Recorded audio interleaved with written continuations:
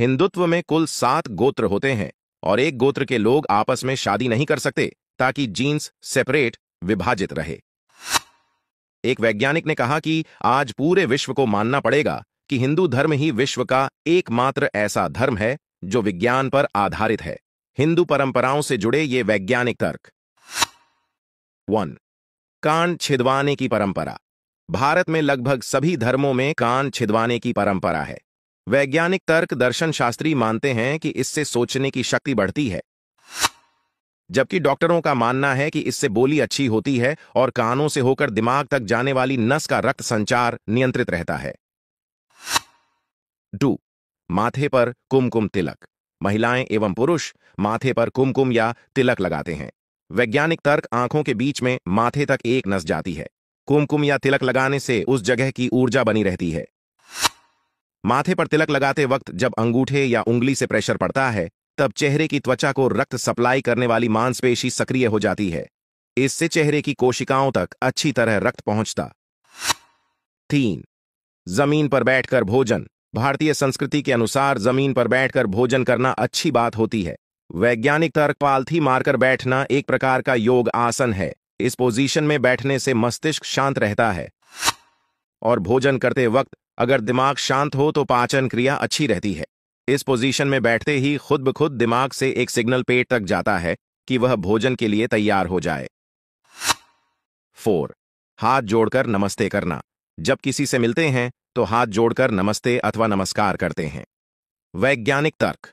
जब सभी उंगलियों के शीर्ष एक दूसरे के संपर्क में आते हैं और उन पर दबाव पड़ता है, एक्यूप्रेशर के कारण उसका सीधा असर हमारी आंखों, कानों और दिमाग पर होता है ताकि सामने वाले व्यक्ति को हम लंबे समय तक याद रख सकें। दूसरा तर्क यह कि हाथ मिलाने पश्चिमी सभ्यता के बजाय अगर आप नमस्ते करते हैं तो सामने वाले के शरीर के कीटाणु आप तक नहीं पहुंच सकते। अगर सामने वाले को स्वाइन फ्लू भी है तो भी वह वायरस आप तक नहीं पहुंचेगा। 5. भोजन की शुरुआत तीखे से और अंत मीठे से।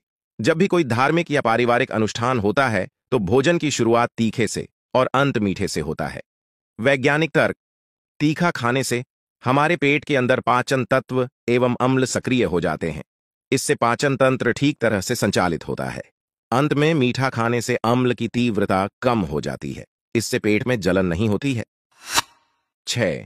पीपल की पूजा। तमाम लोग सोचते हैं कि पीपल की पूजा करने से भूत प्रेत दूर भागते हैं।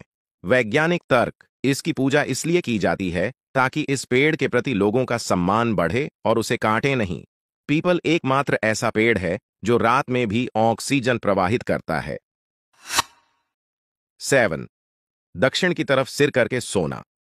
दक्षिण की तरफ कोई पैर करके सोता है तो लोग कहते हैं कि बुरे सपने आएंगे, भूत प्रेत का साया आ जाएगा आदि, इसलिए उत्तर की ओर पैर करके सोए। वैज्ञानिक तर्क। जब हम उत्तर की ओर सिर करके सोते हैं तब हमारा शरीर पृथ्वी की चुंबकीय तरंगों की सीध में आ जाता है। शरीर में मौजूद आयरन यानी लोहा दिमाग की ओर संचारित होने लगता है। इससे अल्जाइमर, पार्किंसन या दिमाग संबंधी बीमारी होने का खतरा बढ़ जाता है। यही नहीं, रक्तचाप भी बढ़ जाता है। 8.